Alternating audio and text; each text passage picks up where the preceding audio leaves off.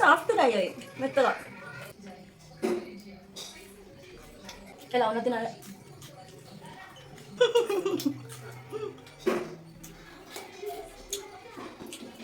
ఆ వాడికి నచ్చలేదంట, నా పరువంతా తీసేశాడు. నా ఒపీనియన్ కూడా సేమ్. వేడిగా ఉన్నప్పుడు క్రిస్పీగా ఉన్నాయి, చల్లగా అయితే మెత్తగా ఏం బాగాలేవు.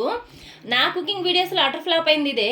తురిమిన బంగాళదుంపలు ఎంత కార్న్ఫ్లోర్ వేసినా రోల్స్ అనేది అస్సలు అవ్వలేదు. దగ్గర ఒక కప్పు దాకా వేసాను, చాలా ట్రై చేశాను, మొత్తం వేస్ట్ అయిపోయింది. పడేయడం ఎందుకు లేని కొన్ని చేసి కొన్ని పడేసాను.